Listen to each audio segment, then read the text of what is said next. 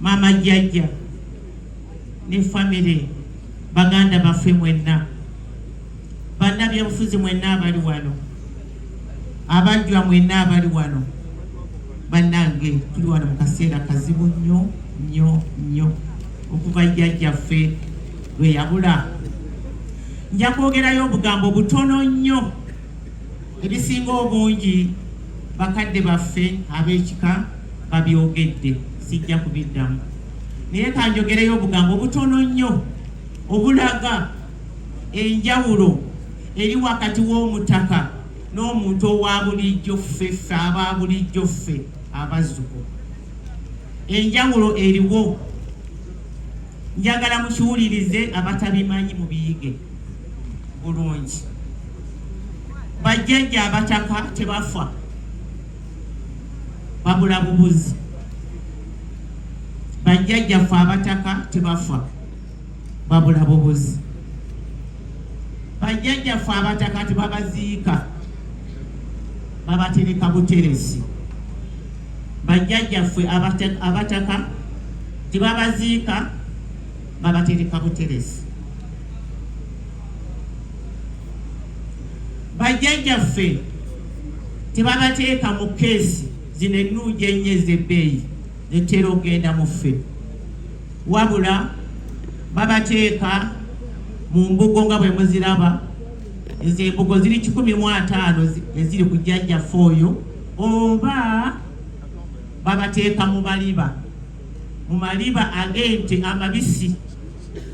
Batta ente ne bajjamu ennyama ne babateeka mu ddiba ne babatunga, kisinziira nga bwe baba baagadde.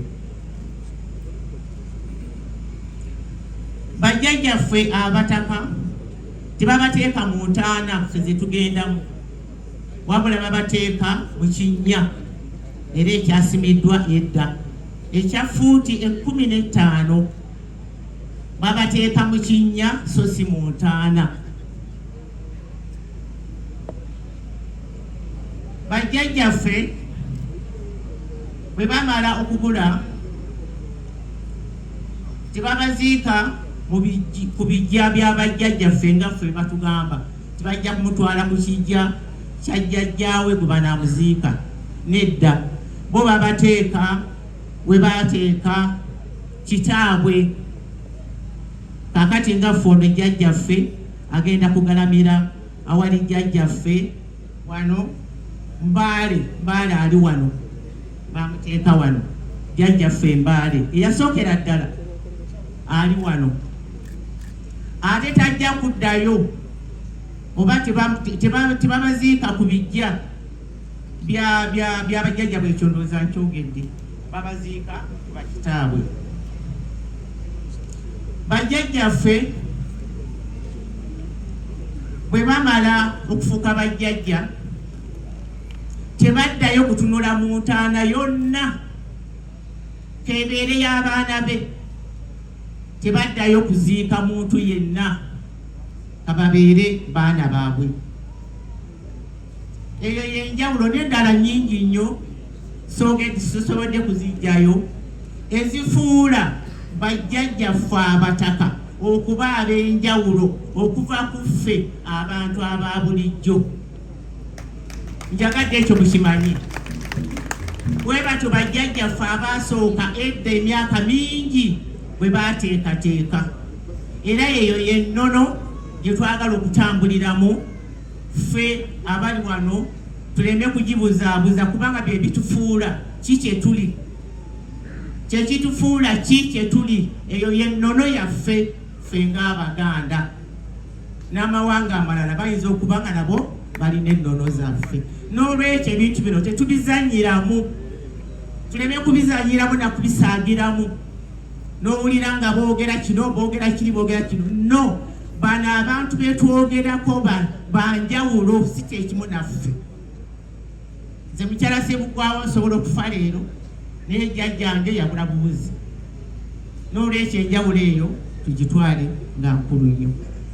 Nga mmaliriza ku lwa gavumenti ya Ssaabasajja, ku lwa gavumenti ya wakati, njagala okutuusa okusaasira kwa gavumenti. Bawulidde twababikidde abataka omutaka ono nti abuzeewo era ne banyolwa nnyo, era batuusizza obubaka. Pulezidenti yatuusizza obubaka eri maama Namwandu, obubaka obuwandiike n'obubaka obw'okuyambako okulaba nti omukolo guno tusiibula jjajjaffe obulungi mu kitiibwa ekimugwanidde. N'olwo tubeebaza nnyo okuba nti batambulidde wamu naffe. Njagala okumaliriza nga neebaza bannange mwenna ab'endiga. Mwebale nnyo obumu bwe tutambuliramu. Tweyongere okutambulira obumu ate era tweyongere okuyiga. Tujja kusomesebwa nnyo, tujja kubasomesa nnyo. Ekirungi ab'endiga mulina abasomesa bangi nnyo, abagezi ennyo, bajja kwongera okusomesa ekika kyaffe. Tusobole okutambula nga tuli bategeevu, tusobole okutambula nga tumanyi, tusobole okutambula nga tuli bategeevu, tuleme kubula kubanga nga bwe muwulidde omuliga ow'endiga omwe yayogeddeko wano mwannyinaze ng'agamba nti tuli banjawulo, ab'endiga tuli banjawulo. N'olwekyo tulina okulaba nti tukola ekyo ekitufuula ab'enjawulo, oba oliawo ab'ebika ebirala basobole okutulabirako. Banesi bajereze njagala tukulembere mutuveeko emabega.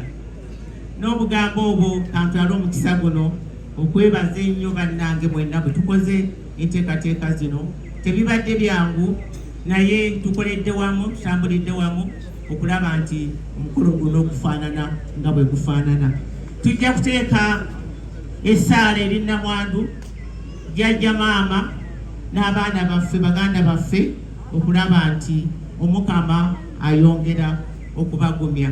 Neebaza nnyo bannaddiini mwenna, Church of Uganda, Church ya Reverend Pastor Kayiwa, mwenna abakoze kyonna ekisobose okulaba nti omukolo guno muguweesa ekitiibwa. Mwebale nnyo, mwebalire ddala. N'abatuuze mwenna, ennaku zibadde nnyingi, twali tuzitidde ennaku 7 ne tutya, naye Mukama akikoze. Jjajja abadde mulungi nnyo, jjajja abadde muntu mulamu, jjajja abadde ayagaliza, jjajja abadde tawalana, jjajja abadde ayamba buli muntu. Tujja kumisinga nnyo jjajjaffe, tujja kujjukiranga nnyo bulijjo. Ebirungi by'okoze tusaba bisigale mu nsi, tusobole okutambula nabyo ffe abasigadde mu nsi. Omukama Katonda gwe weyagala ennyo era gwe waweereza akuwa ekiwummula eky'emirembe. Kantwala omukisa guno mpite First Katikkiro Ssebo Haji